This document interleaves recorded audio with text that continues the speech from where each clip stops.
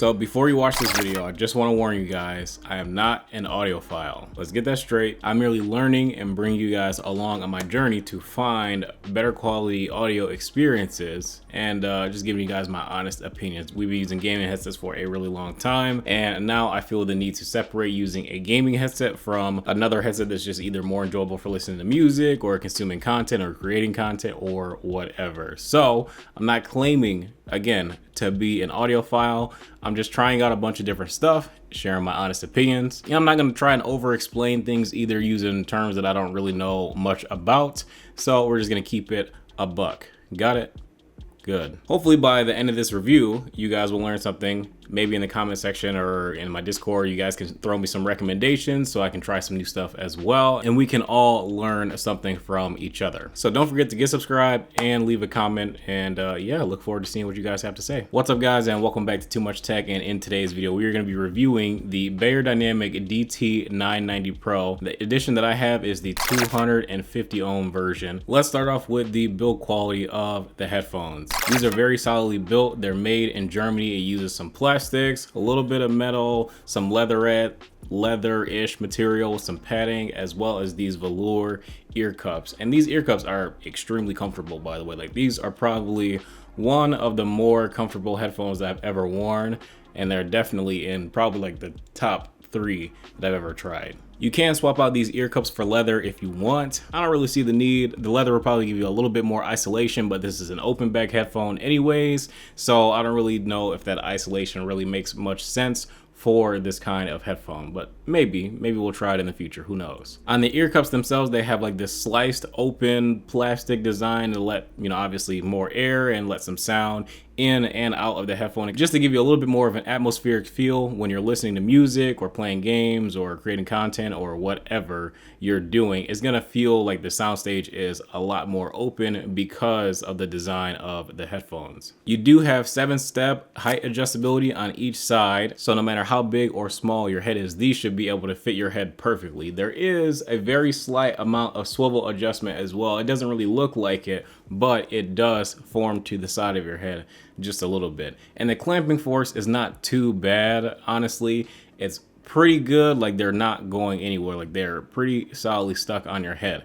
But after maybe about 10 to 15-ish hours of using them and listening to them, they will break in a little bit, and that clamping force will reduce a bit, which is not a bad thing. It reduces and it becomes a little bit more relaxed to your head size, and it's a bit more comfortable as well. And after about that same amount of listening time, the ear cups also do feel a little bit better as well. There is this leather wrap cushion at the top of the headphone. You can replace this as well, so if this ever gets worn, you can go on either Beyerdynamic's website or Amazon and order a replacement for this top piece right here with the cushion. The ear cups do rotate a little bit too, so like I said, they will form perfectly to your head. And last but not least, this is probably the best and worst thing about the build. So it does use like this coiled cable, which is really nice. I like the fact that it's coiled because it's like the perfect length between you sitting from your computer next to your DAC amp that might be relatively close to you. If you have it a little bit closer to the front or middle of your desk, you don't have this long cable just dragging absolutely everywhere. So that's pretty nice. But the bad part about it is that this is not detachable. So basically, if your headphone wire breaks, your headphones are done for and you got to buy another pair. I have seen some mods where like people have done like some kind of like removable-ish cable, but it looks kind of janky, and I'm not going to experiment with that because it doesn't really look super clean. It's not really worth breaking your warranty for it. So maybe if you're, a year or 2 outside of your warranty and something like that happens, maybe I will resort to trying to mod the cable.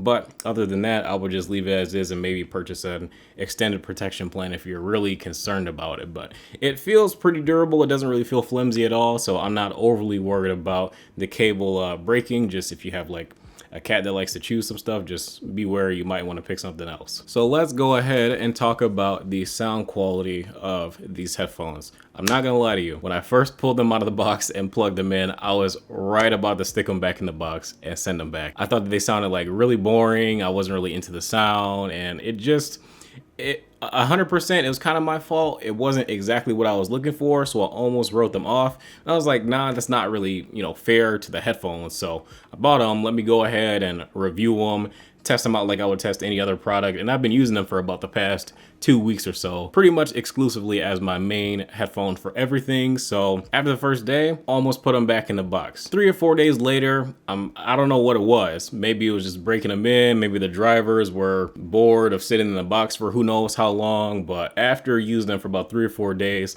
I noticed they start to sound a little bit better, sound a little bit warmer. I don't really know why. Like I said, I assume it's just breaking them in.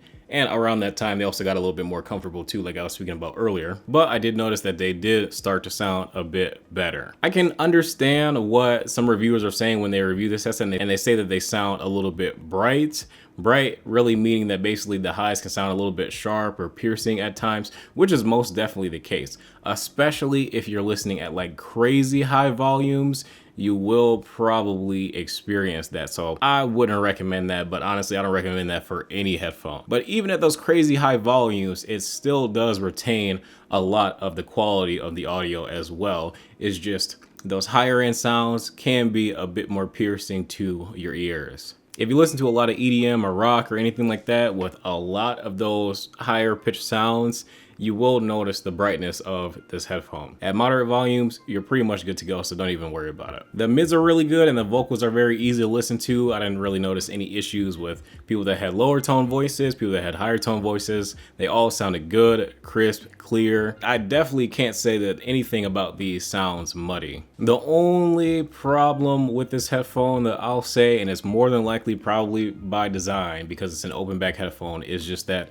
the lower end range of this headphone is not the best because there's no isolation at all. Like having these on, I hear myself just as well as I would if I had them off. I can hear everything going on around me with absolutely no issues. And that's kind of the point of the open back headphones, because it gives you a bit wider sound space, literally because it's not really isolating the outside noise at all. What that means for listening to music, it doesn't give you the most fun experience listening to music because the low end isn't really there. So it's like, let's say you're waiting for a bass drop or something like that, a really big climatic moment in a song that typically has a lot of bass. It's like you'll be waiting for that, and it'll happen, and then you'll be disappointed. Like you can hear the bass very well. The bass is super clear, it's defined, but you can't really feel it. So the emotional attachment to whatever media you're consuming is not really there. It's more of an analytical headphone, if anything,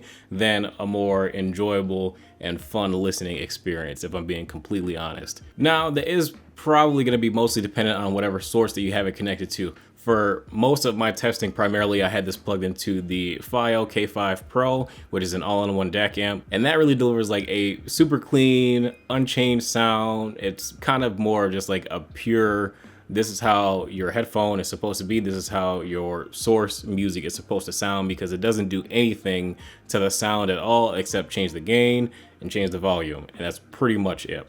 The other DAC amp that I was using was the Sound Blaster G6, which is more of a gaming and media focused DAC. So this one does have a ton more options that you can change and really make these or any other headphones sound completely different than something that's more analytical like the K5. Those both will get their own separate reviews to talk about because I have a ton to say about those as well. So look for those in the future. But with that being said, using these while gaming is kind of the opposite experience while using them to listen for music, because while you're gaming, especially if you play like a lot of like first-person shooters, or if you're playing driving games or anything where you're listening for specific sound cues, I personally would rather have the information and have that help me make a better decision than have the over immersiveness, sometimes even muddy sound from having overpowering bass in the headphones. So these I can a little bit more similar to like the Astro A40s or A50s, where you have a lack of bass but very clear and defined spatial audio and atmospheric awareness of your surroundings while you're playing games. You can basically hear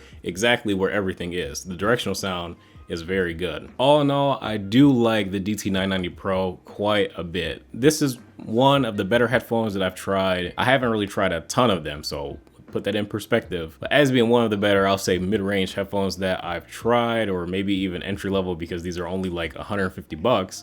This paired with a good DAC amp combo, I do think is a very good choice, especially if you're looking for a solid gaming headset that is decent for listening to media. I'll say if we're looking at just for gaming, I'll give it like an 8 out of 10, maybe 8.5.